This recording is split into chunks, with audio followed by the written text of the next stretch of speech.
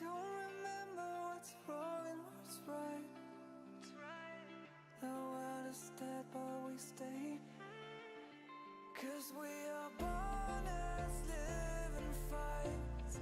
We live to die, we live to die. And we surrounded by the night. We live to die. We are shadows in the neon light.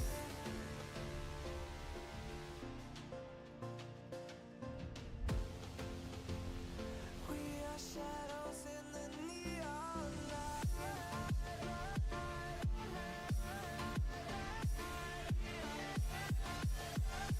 We are shadows in the neon. We are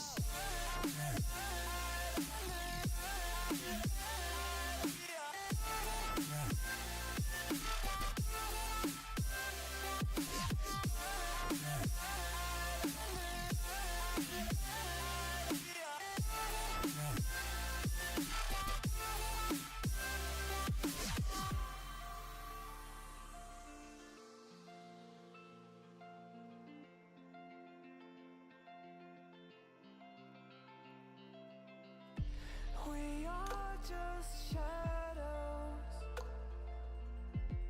It's supposed to be that we die. It doesn't matter if there is no light anymore, no light anymore. 'Cause we are born as living fights. We live to die, we live to die. And we surrounded by the night. We live to die. We are shadows in the neon light.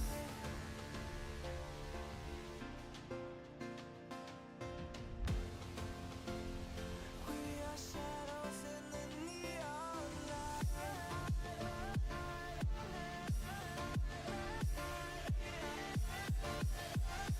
We are shadows in the neon. We are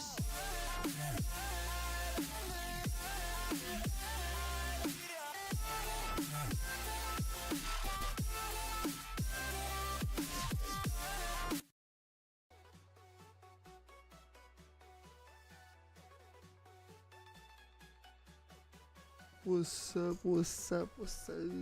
What's going on, guys? What's up? How is morning going, man? How does it go? We are extremely tired. All of the tiredness is happening right now.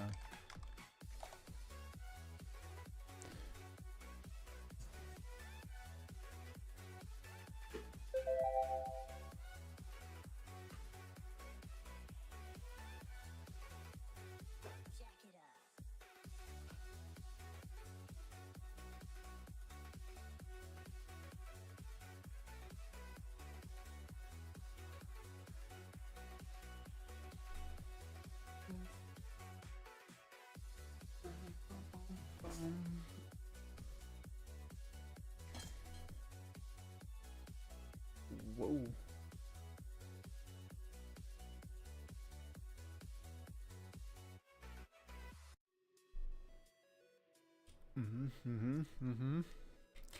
We're late. Oh my gosh, we're already missing the moves. Missing the moves.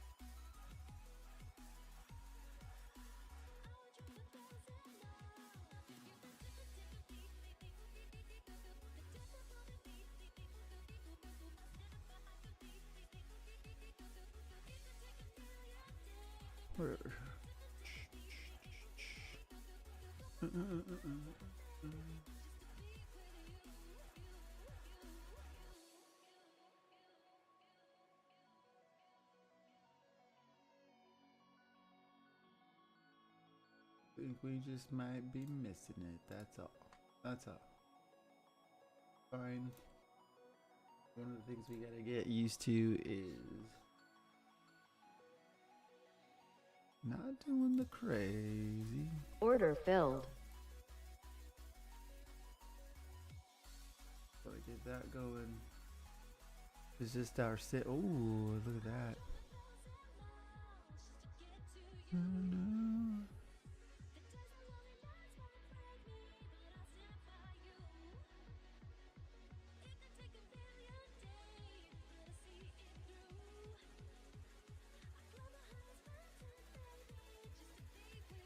Uh-oh. Uh-oh.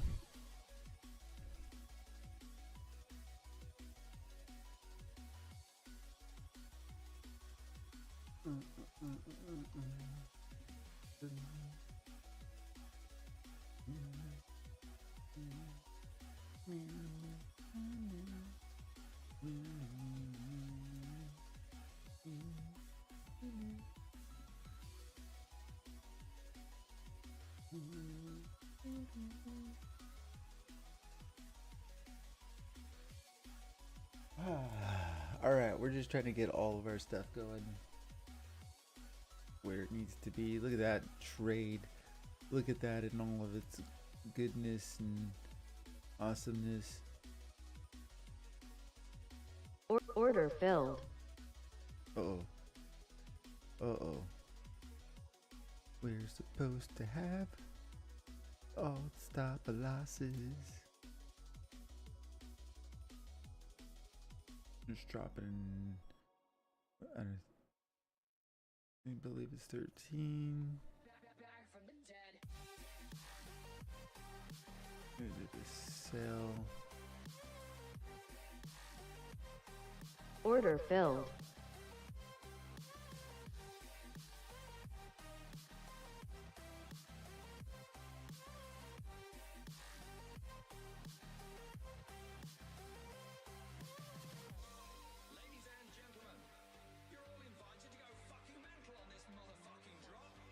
Order filled. I was gonna take that loss because we didn't have a stop loss. Not good. Guess if we would have stayed in.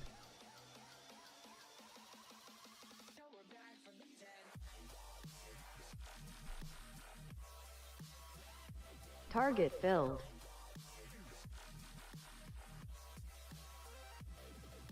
Oh, the sim account just took 250. See, if you would just stay, bro. If you would just stay.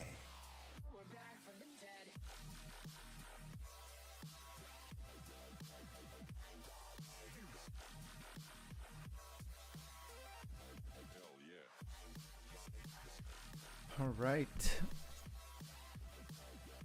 Dun, dun, dun, dun, dun, dun, dun, dun.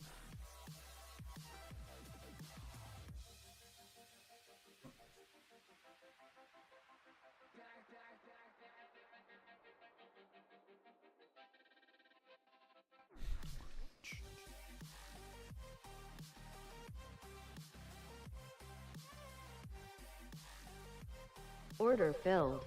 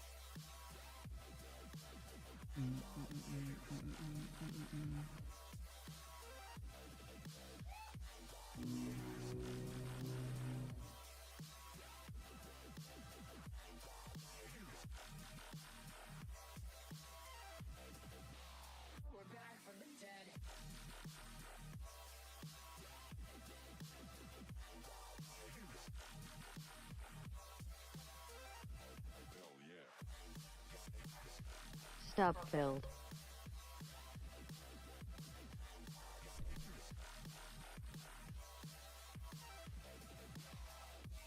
The 80 hit. We were pretty confident about that one. Dang.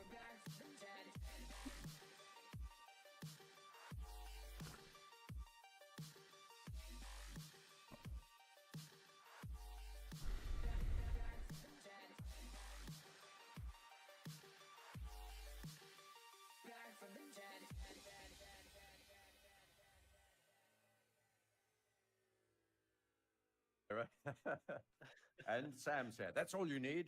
You don't need Robert. But Sam, And- can I've just taken Yeah. a couple of trades here Ooh. whilst you were talking, and I also got kicked out. So can I just Order show you what I've filled. done here? Please, absolutely. Yeah. Are you going to switch me, or do I have to do it? Maybe I've got to do it. If you share your screen, it will pop up, and I'll be able to hit at Yeah. the stage. There we go. At the stage, you're live. All right, so we didn't get the dips on these instruments, but we did get the breakout. So there goes. So I've actually got a position there from earlier, which I've just taken a fresh one right now on the US 500. That's the one that you're interested in. Really, very, very simple. We've got this long-term downward, well, medium-term, quite a long-term trend line actually. This is the one that I drew on the hour chart just a little while back whilst we were here. This channel. And we were aiming to break out through the top of the channel. This is the third touch of the channel, and if the third touch breaks out, it's likely to be.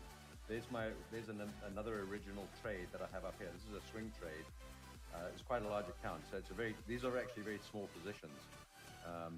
But there's one up there, and there's one down here. My target on this is actually much higher, up into. I'll just show you quickly on this chart, which we discussed earlier.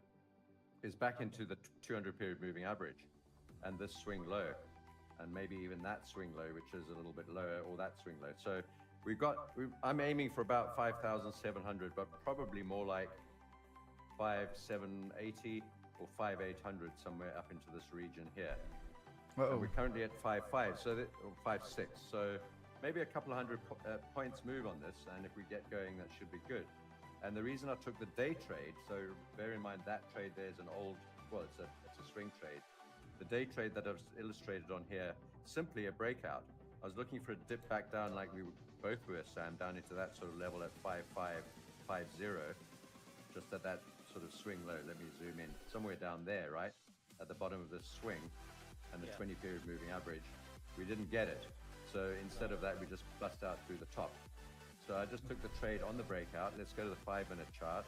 And there it is. There's the surge up, the failed break, and then the reclaim and long.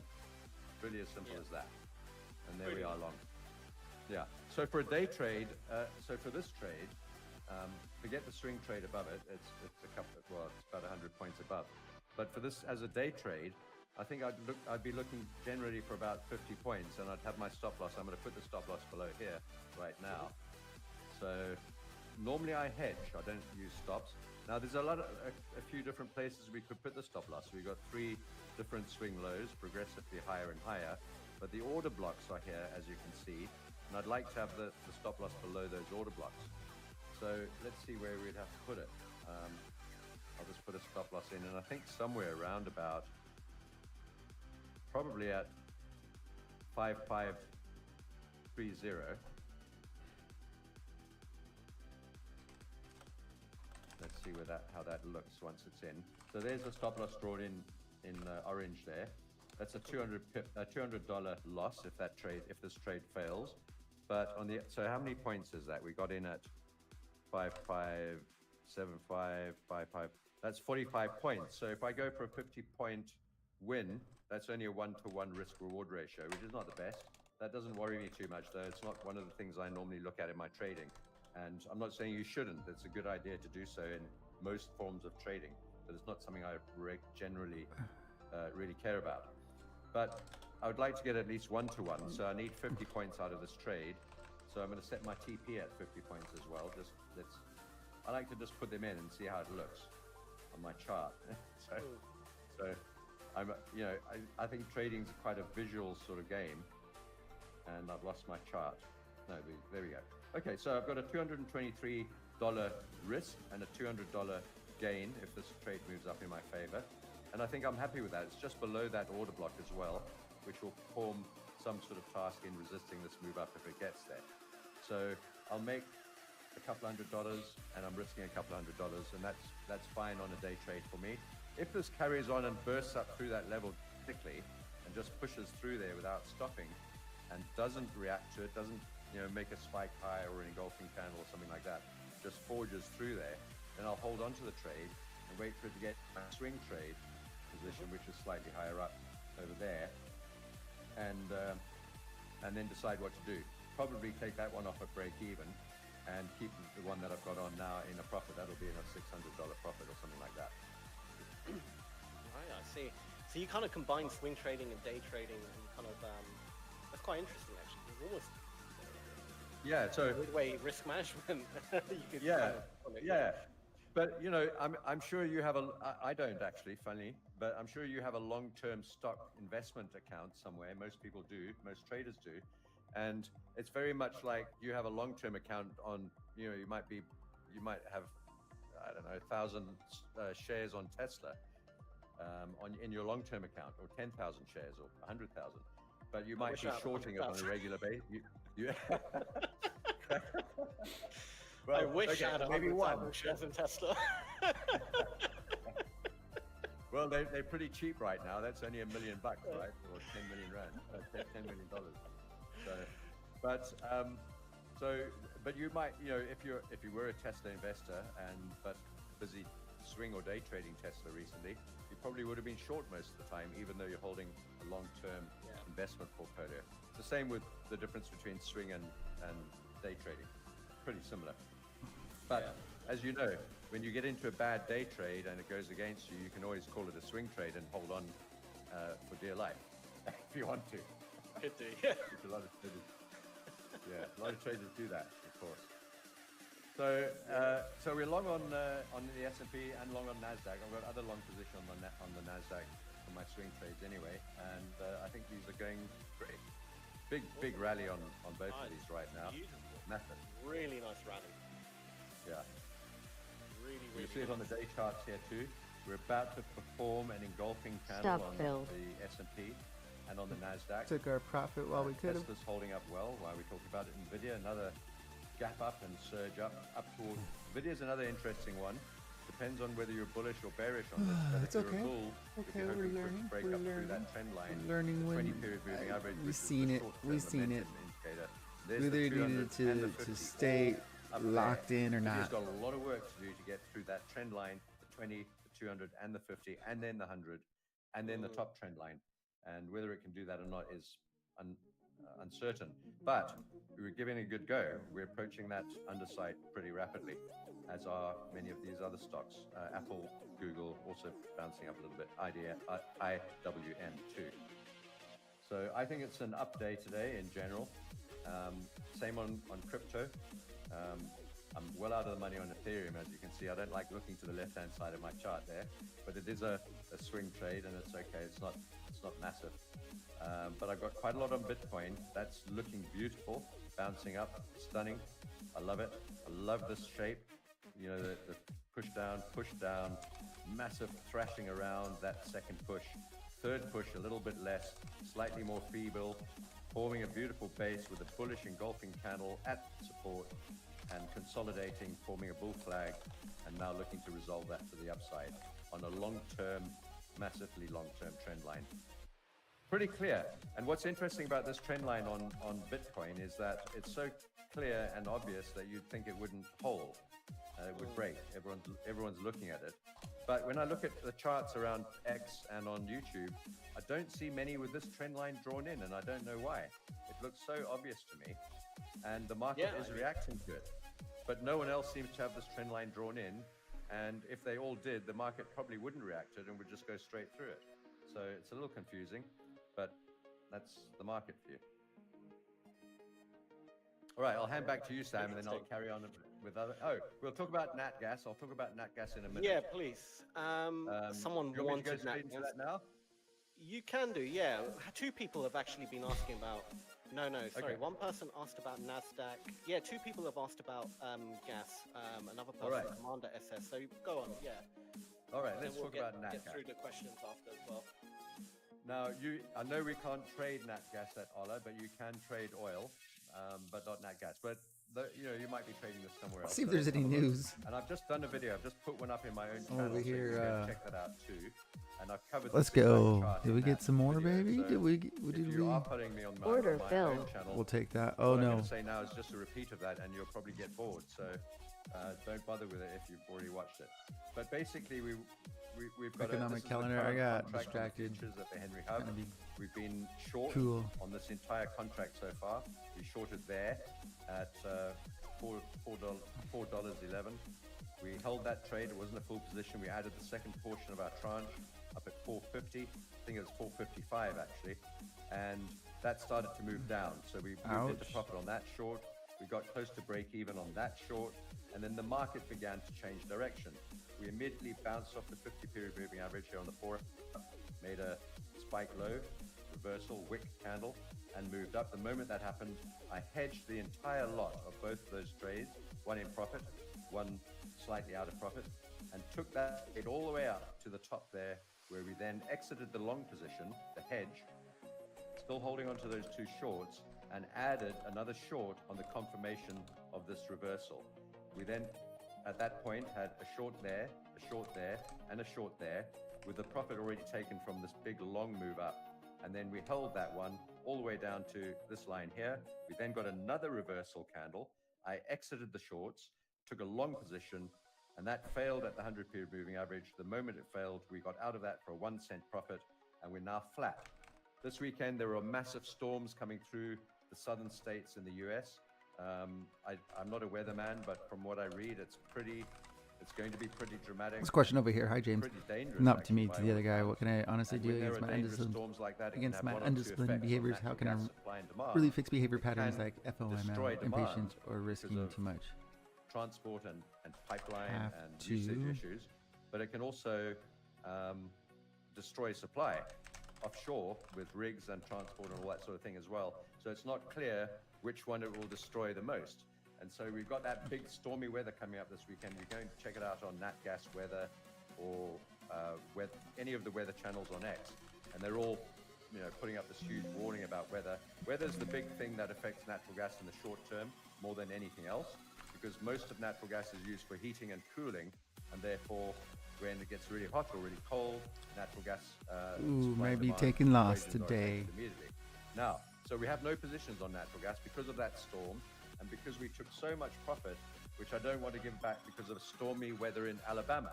I'd like to keep that profit. So we've gone flat on this, and you can see it's now moving down.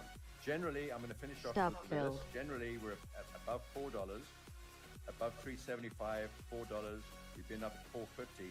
All of those are very high prices for natural gas, and in general should be considered as selling opportunities and not buying opportunities. So we've been looking for shorts up underneath these trend lines. There's a perfect trend line. Let me switch this very quickly. I'll finish with this to the day chart. Trend line, breakdown, pullback once, pullback twice, and short. We actually shorted that first pullback as well, and we got out right at the bottom there. So we're now playing the underside of the trend line in a market which is probably going to move down and not up. And the targets for the downside are 375. That's the sort of bullish last chance part for the bullish market to hold.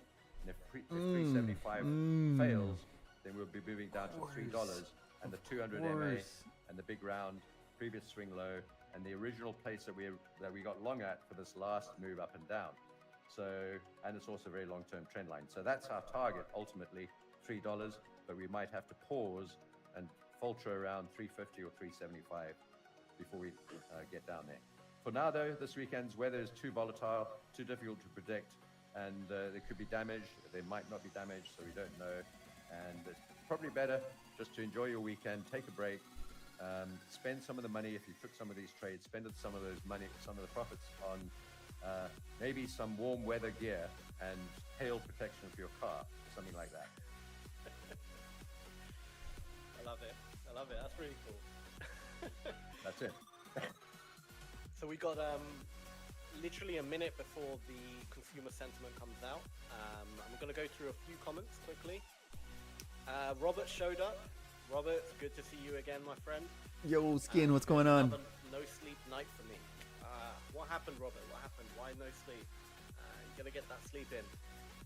Hopefully, I didn't miss Sam. What's going on, Skin? You haven't missed much from my end, so don't worry. Sarah asks, What's James, happening? are we yet to know whether you are a swing trader or an investor? Well, I guess today you do a bit of day trading as well. Generally, you classify yourself as a swing trader, right? Yeah, a swing trader. Just got home a bit ago. I used to day Nice. trade. Nice, dude. I'm so I started tired. off day trade. Day trading. I didn't get much sleep at all. I think day trading is valuable when you start trading because you spend a lot more time at the charts, and because you're looking at much smaller moves, much smaller. Oh my gosh! Oh, it's the news. A lot more It's action, the a lot more news. patterns. Within one day, you I might shoulda- get to see 10 Damn. different things form on the shorter term charts that you can look at and go, oh, I see that. That's a descending. Glad I line. wasn't in. There's This the is bounce of today's the losses. moving 237. There's a head and shoulders pattern, or Negative oh, look 3. at what the On our stochastic sim account, we happens, did low prices, whatever it might be. 250. But if you're just day trading, a swing trading like me, I only look at 4-hour and day charts most of the time, and I might see one of those patterns once a week. So I think that's why Michigan day trading is consumer useful sentiment. when you're starting out trading, and it'll Ouch. help you learn all of the things That that you did need not to show learn up on about the other trading one. in super short time. Whether you want to carry on day trading or not thereafter, I don't know. Kind of tiring. Some people like to Not do it for supposed an to hour trade or two news. a day. Some people do it all day long. Some people get obsessed and Not addicted supposed to do it. Like gambling. If you've got a gambling problem, probably not for you. If you've got a gambling problem but you want to trade, you'd probably be better being a swing trader or an investor. Yeah, absolutely agree. I want to do it. One more question, I think. Hi, James. Hi, Sam. This is from Johannes. I hope I'm pronouncing your name correctly. What can I honestly do against my undisciplined behaviors? How can I really fix behavioral patterns like FOMO, Order filled. impatience, or risking too much? We're gonna trade the news anyways. You got to be strict with yourself. I mean, for me, what worked was literally writing Stop down filled. the rules. And sticking now it, we're down like 400. writing it on a piece of paper and sticking it Don't next do to it. my monitor.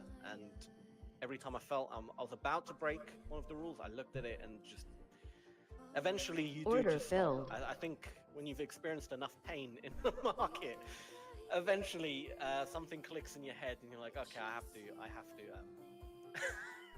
I gotta do this right. You realize you just go around in circles otherwise. So yeah, I mean I don't know if you've got anything to add to that, James. Yeah, I think you're right. I don't know, man.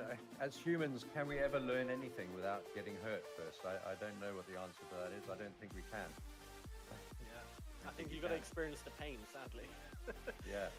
And then Robert goes. And it goes through all parts of our lives. Isn't that true? I mean, we just mostly have to learn things. Now we're through negative pain. 33. If someone tells you don't do something, you're probably more likely to do it than not do it.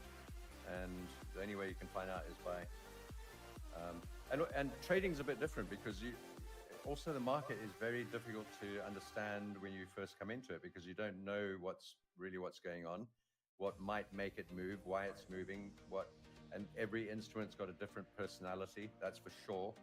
And so it's a matter of just learning. I think most people, the biggest problem that they have in losing money is when the market does something unexpected and people go, well, why has it done that? It shouldn't have done that. Or, I didn't expect that. Or the news was something that should have made the market do something else. Very often the market does things that you don't expect it to do. And in fact, you can use that to your benefit. If you think about the most unlikely thing that you think the market might do, doesn't make any sense. The most unlikely thing that the market could do in the next hour is probably something worth considering because often the market will just do that anyway to clear out a whole bunch of traders who don't expect it. Market makers will tend to push markets in those directions. So it's quite a Can we useful thing pull to out? Imagine the unthinkable and imagine if that happens. Oh, we did Protect break yourself. under what we wanted If that to. did happen, Okay. what would be the effect on my account and how can I manage that? Or if that did happen, how could I capitalize from that? And if the market does something completely unexpected, contrarian, which is what a lot of traders are, you can do pretty well. But the mental discipline of overcoming FOMO and YOLO, and I'm sure there are lots of other Some good info right now. Is just a matter of discipline like everything else in life. And if you're a wuss and a softy and you can't discipline yourself, don't trade. Really as simple as that. Don't be a wuss. I agree. He said. And then Robert said, replying to Johannes's questions, so far realizing I don't have to always be in a trade, just trade a good setups first. Absolutely agree, Robert. The market, there's always going to be opportunity. If it's not right now, there'll be one a bit later, tomorrow, day after. No rush. Don't try and rush the process. If you're trying to, if you're coming in with the mind frame that trading is going to fix all your problems in your life by next month, you're destined to be, you're destined to fail, essentially.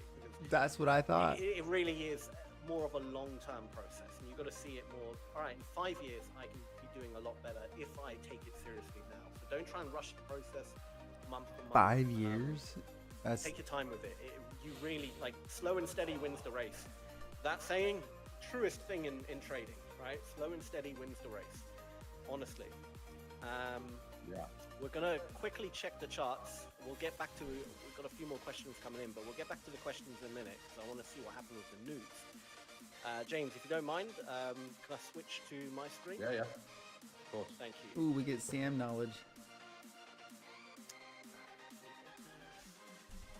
Yeah, so the news came out, Sam. 45 minutes past. We gotta trade some other stuff. Michigan stuff. I'm always tempted to say Michigan, but it's not. It's Michigan. Yeah. So inflation expectations are up, which is interesting. Consumer sentiment is down, and that's the story. I don't have a password for it. So the market did react negatively for a second, and it's bounced back up, as you can see, dramatically, and about to surge much higher again. So what's interesting here is about 10 minutes before the news came out. So this is the candle, the news. No, sorry.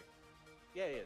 No, this is the candle, the news came out. Sorry, this one here, right, 2 o'clock. I said right before the news, you're going to see volume spike up massively, right? And that's exactly what happened. And that's not people shorting the market. So all this volume you see here, sell volume.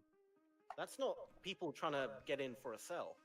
That's all these buyers getting out right before the news is about to drop, right? People who are obviously more, short-term traders in terms of, potentially they might get stopped out from this, push down, right? That's all of them getting out. So it's when you're reading the footprint at least, never look at it as, oh, these are always new people How's coming work, in, Mike? right? How was A lot Merc? of the time, Merc. it's actually people How was exiting, Merc? and you have to Merc look was at it as great, a story. guys.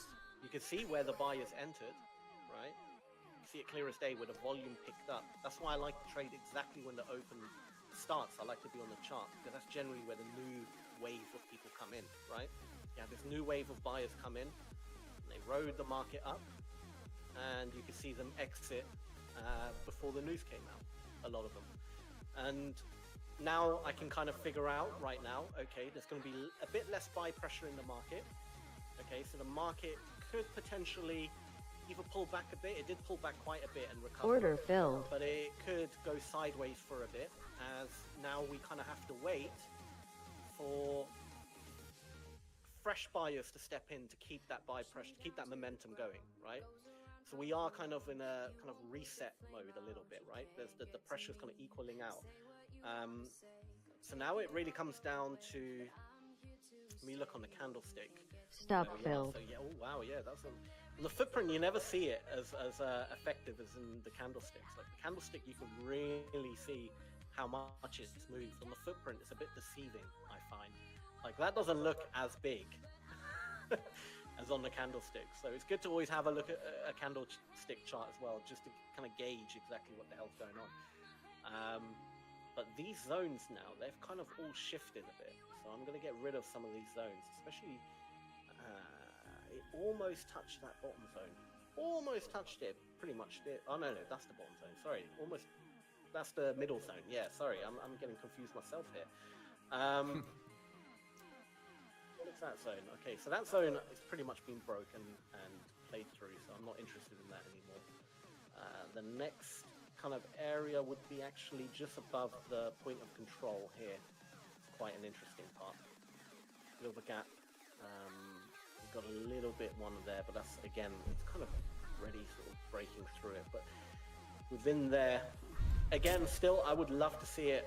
I know James would love this right now because he's in a buy position, but I would love to see it come down here so I can actually buy the market. I'm kind of hoping it won't because of my good friend James. I don't want it to go. No, don't worry about me. So hopefully, if it drops back down this time, I'll buy a bit more. No problem. Or ideally, keep pushing up to about here, and then I have a short position. But at this moment in time, again, no one right now is pulling the trigger on anything. We haven't got any real big players doing much. I'm just going to double check the volume. Sometimes switching to the 15-minute can give you a bit of a better picture on the volume. Oh, what have I done? There we go.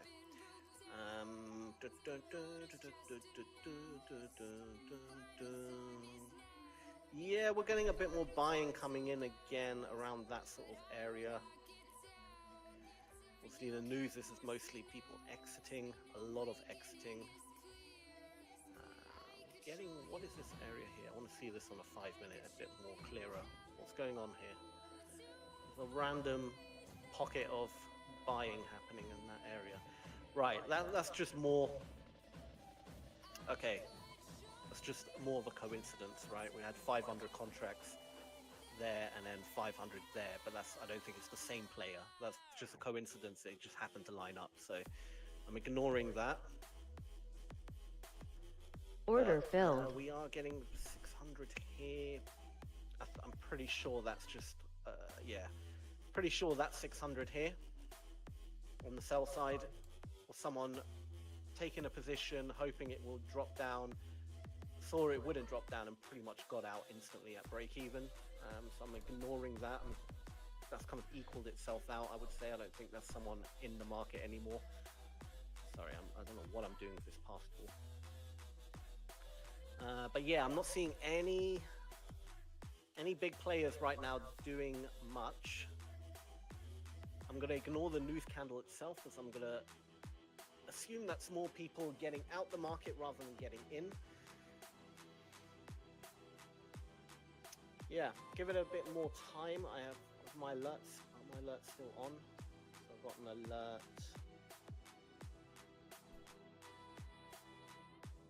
Where is my alert? Why have I got an alert there? That's odd. I could have sworn I put an alert here last time. Okay, never mind. I accidentally put an alert in the wrong place. Never mind.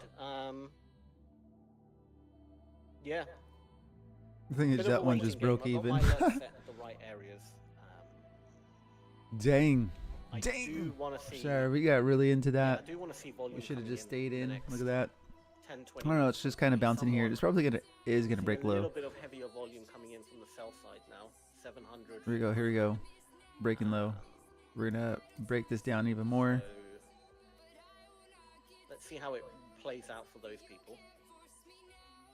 But no real trapped volume, and the reason I had a few comments, people saying why am I obsessed with trapping people?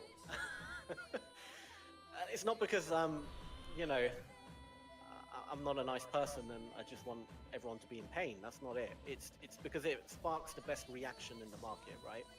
So I explained this yesterday, I believe. Because there's two ways. Look, if It's gonna reverse up right there. We'll probably take the hit, on the opposite side, right? but we'll be in If there's an the area profit. And the way, like, say this area here, right? If it comes down to here, the only way it could keep going, it could reject and go Stop up, filled. is if people are actually entering. If new buyers come in, step up, and push it up. If that's what I'm waiting for, right? new fresh Let's pressure go. coming in. Let's go. We're bringing It's a it bit back more from the risky clutches. because no one has We're ever only before entered the 17 down market, right there. We're only It's 25 not down right there. mandatory to enter. We started with a healthy However, 80. if someone is trapped, right, someone has entered with a lot of money and it's going against them, they are forced to exit. So the response is more effective. Does that make sense? So I'd rather I want to wait jump in for a someone sale or, there. a group of people to be trapped, because I know they will be forced to lift off their position. They're not going to hold it forever, right? Like they have to let go, especially if it's a lot of money, and they put a lot of risk on the line. They're going to get out, and if they do get out, that's going to release that pressure, and you're going to see that pop happen. So that's really why I only ever trade the trap setup, just because it has what I would say the highest probability of something moving quite fast. I'm not saying other setups don't work, they absolutely do.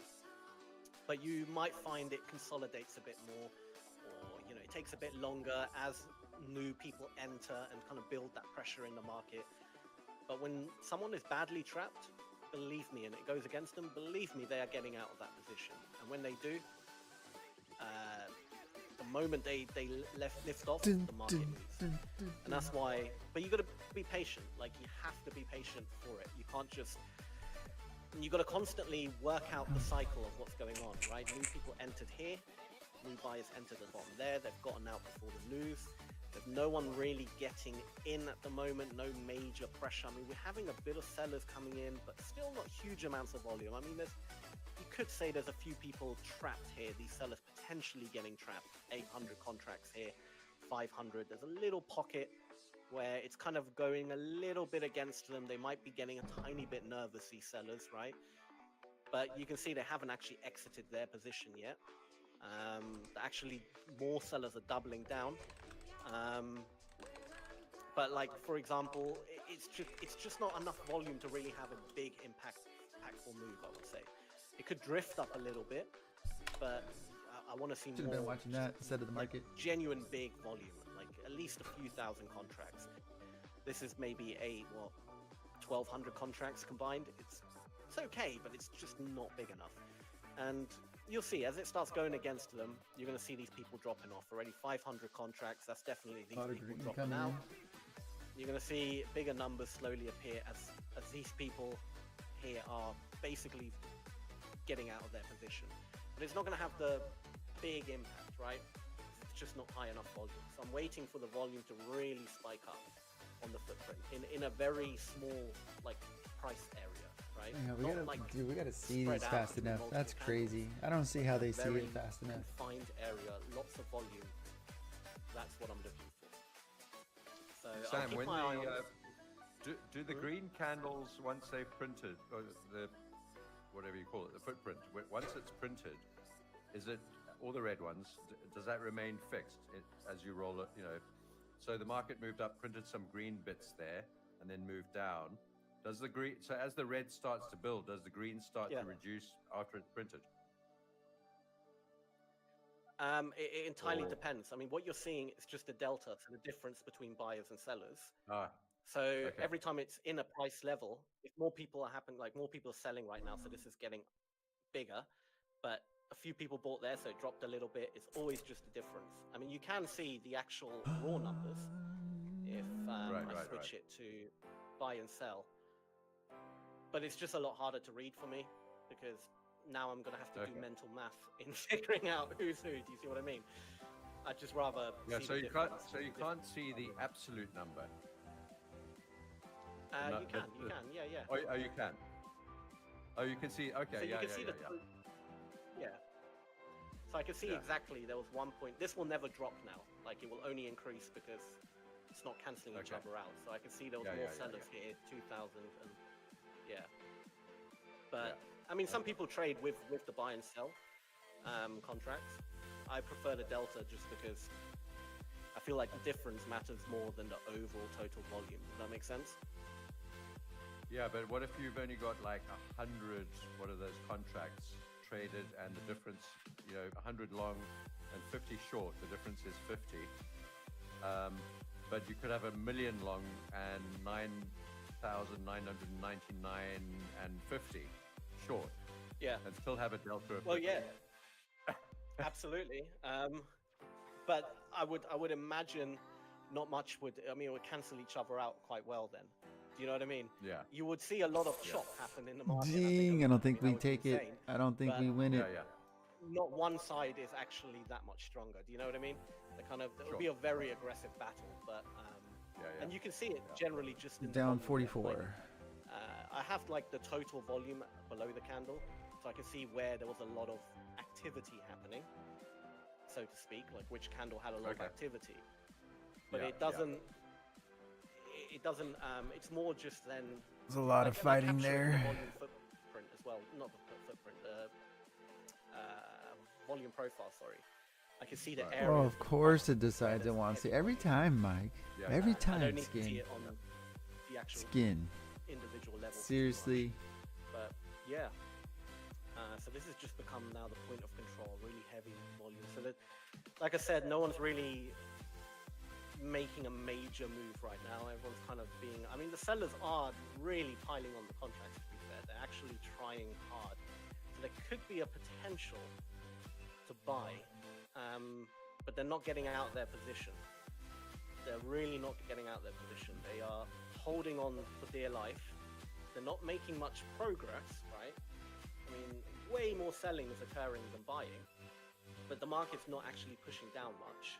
So at some point, if it continues going sideways, these sellers are going to give up, right? It just now We brought depends it back. whether We got the it market back. pushes down and goes in their favor, then they're obviously going to hold. They're going to keep in their position.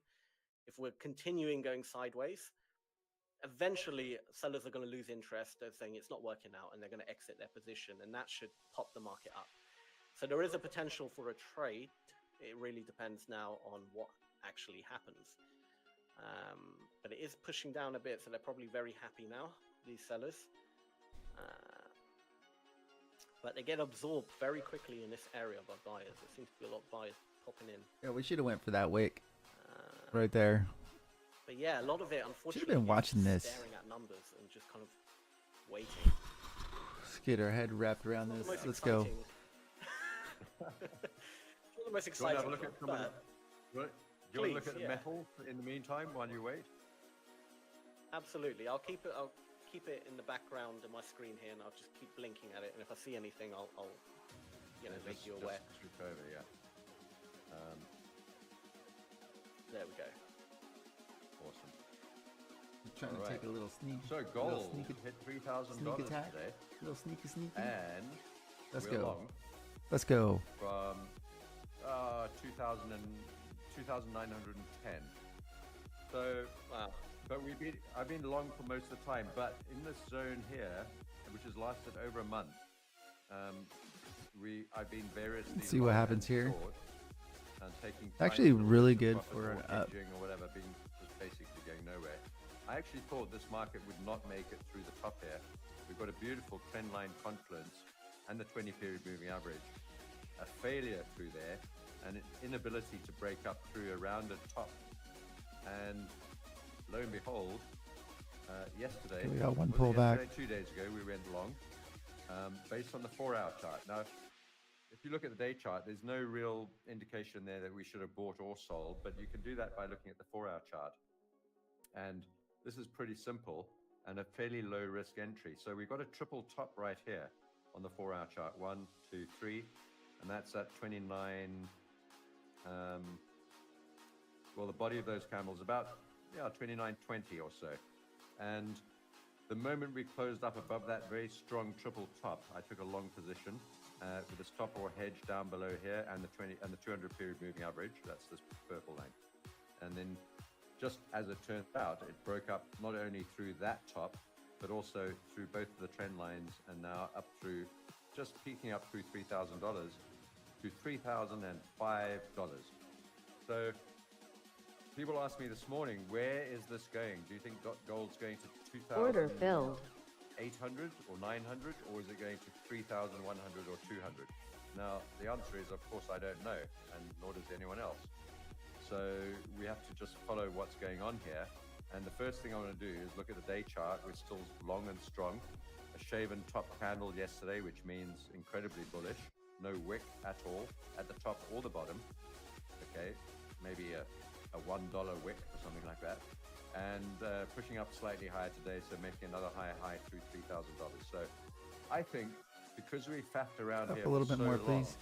and Just failed a to little break bit up more. through Come that trend line on. for, I don't know, I suppose it's 2 weeks. Come or on. so. Yes. Because we've managed Positive to now finally for do the that, day. I think this We came market back will- positive for the day on the main account. I think We're this trying to market pass. will have gathered Break above. longer Break things above hang that. around and consolidate, coil, accumulate. There we go. The stronger the move's likely That's to gonna be. push up. So I think rather than stopping at $3,000, poking through it like we've just done, and then collapsing down, my two targets to the downside are 2.8 and 2.7 roughly, 2.7820, 2.720, 2.820, and that coincides Do I just with take some of these profit? support lines down below. So are we going to move down or are we going to move up first? And my contention is that because of this long consolidation period, faffing around, frustration, people got bored, people got out of their long positions. They've now been locked out, so we're free to go. And I think we're going to go up to 3,180, and then we'll see what's going to happen next. Same thing with Stop, Phil. trade yesterday, actually literally yesterday, not just on Positive breakout for of the day. I tops of think these bodies. that's it, And guys. on the fact that I gold don't was know. moving higher, and we have Don't a beautiful know. technical breakout pattern here. Silver trend line failed it, broke down to the 50-period moving average and the 100 down there, reclaimed the trend line, tested it from the top, held the 20-period moving average and the trend line, formed a bullish engulfing candle. Okay, what Not else do only we that, need it's to also trade? a piercing pattern candle. We made a lower low, and we've now moved up for 3 days in a row. So we only got long in silver quite late in the game, but my target for silver, and ridicule as much as you want, but my target is $60, which we have never reached. So $60 target, $50 roughly is the all-time high on silver. So I'm aiming for 60. Well, I mean, if gold is now breaking up all-time high, I mean, silver generally follows suit, right? Like, Yeah. so, yeah, absolutely. Yeah, I mean, it's a hell of a stretch. If you look at the weekly chart on silver, this is not gonna be easy. So there's Right. the $50 level. That's the $50 Okay. level. But Okay. we're not that far off. We're 60% of the way there already. And look where we are. We're at 30, and we've got this beautiful support channel underneath us. And the time in between the two $50 tests was 1980 to 2009. So call it so 30 years ago. It took 30 years for us to retest that level the second time. Wow. And this time it's only taken, what date is that? What did I say it was? I can't remember now. 2002 and 2025. So this time it's only taken 23 years to get here. Only No, that's 23. 2012. It's only taken 13 years to get here. 13, not Only 23. 13 years. Yeah, well, it's a lot quicker than 30, isn't it? Yeah, it is. Yeah. So all of those. Excuse me one second. No, take your time. We'll look at some comments. I trapped my How cat do I in the cupboard, determine? I'm sorry. Oh no, yeah, definitely let him or her out. Come to- Sarah Walker says, how do I determine whether a market is ranging or trending? I mean, very, very easy to spot, really. If you look at the center of James's screen there, you can see a little bit of a ranging market, right? It's just going sideways. There's no real structure. It's just pushing up, push down, push up, push down. But Something we it need to doesn't know. actually go anywhere. There's no lower highs. There's no like typical market structure of the trending market. A trending market, like an uptrend, you're going to see higher highs, higher lows, so forth. A downtrend, you're going to see obviously lower lows, lower highs, etc. So if you want to actually, James, if you want to kind of like highlight those areas, I mean, because there you can see a trend and a ranging market perfectly on your screen, so might be able to point it out. Yeah, I mean, there are all sorts of ways of doing it. I mean, this is not the best chart, just a horrible chart in general. It always is. But I mean, gold's a good one actually for looking at that. This is the gold day chart, and it's pretty easy. You can see gold moves like this anyway, but it's you know, we get a good move up and then we consolidate for months and months and months, and we know, I mean, so one of the first ways you can decide whether we're entering a ranging market is simply by saying, well, we've moved up a hell of a lot and now the market is probably going to range for the next 3 to 6 months. That's what I think we're going to do sometime soon. And when it starts ranging and after a huge move up, by the time we get to the top, you'll kind of know when we're topping out. You can look at your 4-hour charts, you can look at stochastics, you can look at divergence, you can look at trend lines, whatever you choose to pick a top. Once we've got a top formed after a massive move up like that, we're more likely to range for the next period rather than continue immediately. And so you can set your top level there, and you can wait for the bottom level to form by itself as well. So once the bottom forms and we start moving up, you've got a top and you've got a bottom. And then the next period of time, your job as a trader is to sell the tops and buy the bottoms, trade that range. Pretty easy. And when you're in a range, you can start using all sorts of tools that you can't use in the trending market, like oscillators, MACDs, and moving averages, short-term moving average crossovers, to give you those very quick entry and exit points in the range. So you're selling the top when perhaps the stochastics overbought and turning down, buy the bottom when it's oversold trading, and is turning that up. what I was good Until at? that ranging market breaks out. And when it breaks out, and you won't know when it's going to happen, when it breaks out, you're probably going to lose money because you'll be trying to sell the top and it'll surge higher. That's okay. You've got to pay your school fees. What we've got going on right now on gold, for example, is the surge higher. We've had it already. I don't think we're going to get to $4,000 now. I think we might get to, this might even be the top where we are right now. Once we find the top and we start moving down, we'll set that as the top of the range, and we've got the bottom of the range in place already, perhaps at around about 2.8, as I said, 2.820, somewhere down here, maybe this trend line. And we'll probably range for the next 6 months on gold. 3 to 6 months, that's what it normally does.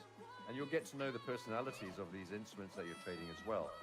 And so, yeah, markets actually range more than they trend in general. If you look at this chart in front of you and try just eyeball it, how much of the time is it spent moving one way or up or down, and how much is it spent going across the chart like a drunken spider?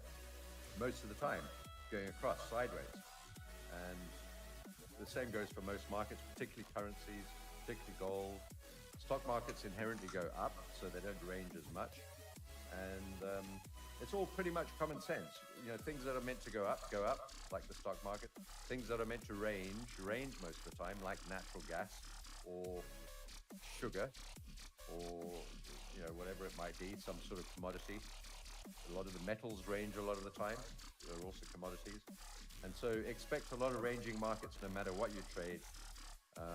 And at some stage, Bitcoin will probably become a ranged market most of the time as well, for example, because it's more like gold or a currency, which will be ranged most of the time. So Bitcoin's not going to carry on going up forever.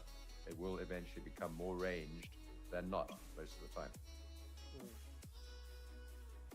Interesting, yeah. Any other questions? I think there's all of them. We have just under 15 minutes of this session, so if you do have any more questions, feel free to post them now so we have sufficient time to get back to you. Robert says, I think we need a whole footprint video from Sam. It's in the works. Don't worry, Robert. It's in the works. It is happening at some point. If you're subscribed with your notifications on, you will be alerted. Don't worry. In terms of my charts, I am potentially seeing possibilities for a buy position, but it just hasn't triggered yet. Let me quickly share the screen and you'll see what I'm on about. So, let me switch it over. Is it switched over yet? No. Cool, it's done it. Perfect.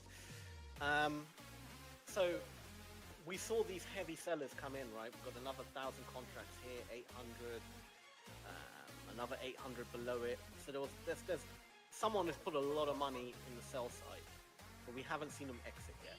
That's the only thing, right? It's pushing against them, but every time it goes, they're doubling down. You think they're adding more contracts to the sell side. 700, 600, 99. That's interesting. Skin! They're adding even more volume. Again, 700 defending it, right? They do not want to get out. They're putting a lot of risk on the line. They do not want to get out of their position. So that's the only reason I haven't entered yet. Otherwise, I would have entered for a buy if we saw them get out. They're being very stubborn. Hopefully, it doesn't work out for them. And, you know, they're forced to exit. The moment they're forced to exit, we see a big numbers coming in from the buy side. You know they have lifted off their position, and we can go in for a buy. But we've got to be patient. It could happen in the next few minutes. It could happen in 10 minutes. It could happen 20 minutes, and an hour. You just don't know, right? That's the sad part. You just can't. Whoever these people are, they're being very, very stubborn. Normally, most people would have exited by now, but these people, they're being very stubborn. I mean, it's moved up quite a bit against them. Maybe they got their stops close to here. Maybe they're looking for a more longer-term position. Maybe, I don't know. But eventually, hopefully, because they've never actually really been in profit, only ever so slightly here. Most of the time, these people have been in drawdown. So hopefully they get tired and they're sick and tired of just seeing red on the screen. And they actually exit. That's what I'm hoping for. So the moment I see it, I'll buy. But they're defending it very well. Whoever they are, they're very adamant. You can see they got in again here. You know, adding more contracts. There was another 700 they added here, but it was what's it called? Cancelled out a bit by buyers, but no real major buyers are coming in, so to speak. We've got a few bit of buy pressure, but it's definitely, you know, the sellers are being way more aggressive. They're just not having that much luck. So yeah, this is basically when I say let the big boys battle it out. This is what's happening. The big boys are battling it out right now. Let them battle it out, and when it becomes clear who's giving up and who's going to lose, you jump in and you just collect the crumbs that basically that fall off them. That's all you're doing. Don't try and predict who's going to win, because the sellers could still take it. They can just keep adding more pressure in it, and eventually just the buyers can't absorb them, and it's going to flood down. That could very easily happen. There's no, do you know what I mean? At this point in time, I have a bit more of a bias towards the buyers, because the buyers seem to be doing a better job at holding back the sellers, but they could give up as well. Like, you know, I mean, it's not really going anywhere. It's kind of just going a bit sideways for the last few minutes, you know, 10 minutes or so, 10, 20 minutes even. And you can see that sellers are not giving up. They're just constantly at it. Buyers are not really giving up too much. So everyone's being a bit stubborn, but someone will eventually give up, and then we'll have our direction, so to speak. But that's pretty much it. We've got 8 minutes. I mean, hopefully it happens in the next few minutes. I really do hope. It's going to be one of these days, I guarantee it. As soon as the live session ends, a few minutes into it, then after the live session, then all of a sudden it will occur. People might be waiting for a candle to close or something. Who knows? I don't know. Okay. But we'll see. Yeah. We got the 15-minute candle closing in 7 minutes. But what we do have on the 15-minute charts on both the NASDAQ and the S&P is a trees a bottom. If you want to switch back there. And yeah. One of my favorite candle chart patterns is a trees a bottom. Shall I switch back? Yeah, please. Yeah. Let me take away mine and add yours. All right. Okay, I don't have the fancy controls on my side, Sam. So I have to rely on you. That's all right. So here we go. Both of these charts look identical. What's interesting is both of these trees at bottom is when you get an equal low, identical low on both on one candle following the next, two subsequent candles. They're meant to be identical, but this is close as you like. I mean, it's good enough. And particularly if it's a spike low, it doesn't have to be a wick. It can be a flat bottom, it doesn't really matter. But as long as the two candles are identical, better if it's a wick, because that adds a little bit more bullish sentiment. Same on the NASDAQ as on S&P. In fact, there's like a quadruple tweezer bottom there. But notice that it's also holding above that trend line on the S&P. Even though we broke down through it and spiked down twice, we didn't close beneath the trend line. We also reached that order block on both of them. We also reached all these moving averages and this purple line, which is the 20-period VWAP, volume weighted average price, all in the same cluster and bouncing off there quite dramatically. So I think it still looks good. And for me, that tweezer bottom indicates, it'd be interesting. So this is a 15-minute chart. It'd be interesting to see what your candles, your footprint look like around there, Sam, on those instances of trying to form that bottom, which it seems to have been successful at. The tweezer bottom, let's have a look. So that's like half an hour ago. Do you want it for the S&P 500 or? Yeah, S&P. Yeah, just to see if you picked up any massive buying at that level, really, at 5565. What time was it exactly? At 16. Well, on the top, okay. the last top of the hour, the last top of the hour, and the next candle. Right. Okay. Let me switch screens. So this is the 15-minute footprint. So yeah, so this was the news candle. So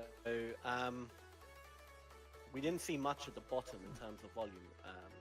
Most of the volume was near the top because there's people getting out before the news, and then we kind of just, I don't know, played around in the center a bit after the news. But there really wasn't much volume at the bottom. Okay. Right.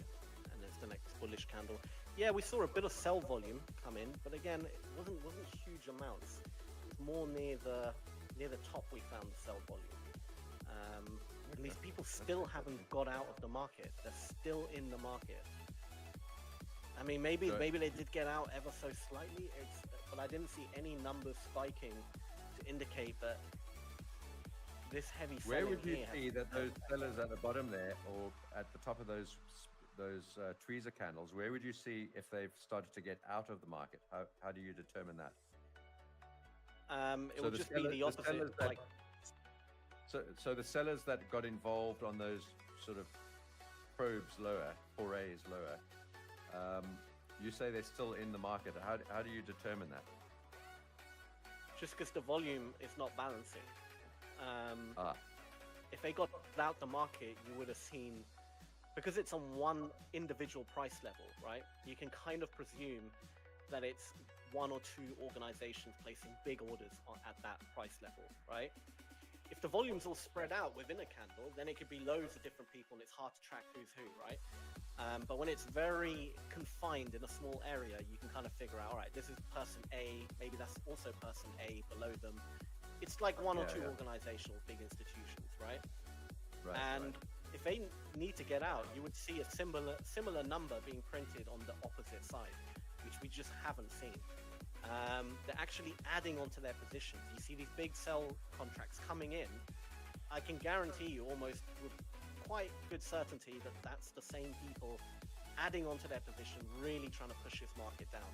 They're being very stubborn. They probably have their stops above here somewhere. So if it did break out, you would see a huge amount of buying contracts all of a sudden, lift off. And that would be them exiting we're about the to market. take the loss That would, over here. you know, kind of be like a breakout position then. But yeah, you're just seeing every time it pushes up. Gone. Would that trigger you into if you saw massive volume on a breakout, is that the sort of play that you would take yourself personally? I don't like trading it when it's too high up already. If it's already too high up, I don't really like breakouts. But in that case, I would be more confident trading it because I know there's a lot of that volume or that breakout are those big sellers getting out of the market, right? If there was no heavy volume on the sell side in the market right now, and it broke out, and I saw heavy volume come in from the buy side as it broke out, then I definitely wouldn't trade it, because then I would assume these are fresh buyers coming in to trade the breakout, and that will leave them vulnerable.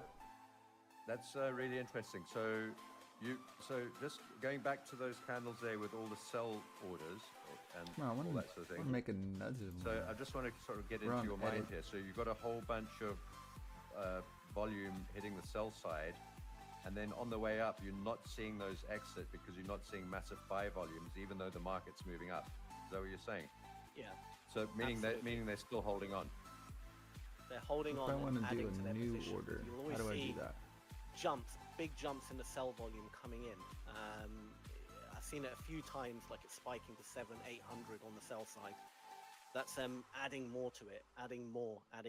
Again, it's jumping up back to 630. They're really defending it. They are just being stubborn as hell. But again, you can't, everyone's got a different strategy, That right? sucks. These people, this Wanted might to be put some more in perfectly right within there. their risk tolerance. Well, that's something new. Yeah. They Something might new. be, I We don't, can I get don't the know best where their viewers stops are. from Their stops could this be even reflect higher up. something. Who knows, Cool. right? This could be a longer term position for them, right? Maybe they're just adding orders, and they're not really, their stops might be really high up somewhere.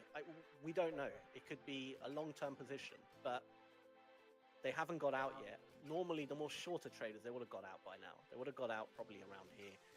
And like I would have, if I was them, I would have got out around here, Let's see if we lost there. But Not yeah, I too mean, bad. it Okay. depends on the people. But we're starting to see a bit bigger numbers on the buy side starting to appear. We lost there Um, also, but we did 500 take is- trades. Okay, that's probably the So, biggest number we've they seen are for the done. buyers in a while, which might be a good. Still not big enough. They're still. I like to at least do about 50%, right? So I counted up roughly how big these sellers are. Right, that's about 2,000, 2.5, 3, 4, 5, around 5,000 contracts. So I'm starting to see a bit bigger numbers. If I see around 2.5 clustered in a very short area, in a small area, then I know, okay. they've at least Okay, I lifted think off we have to half their go now. position or That around is it. Do you know what I mean? All of the loves, peace.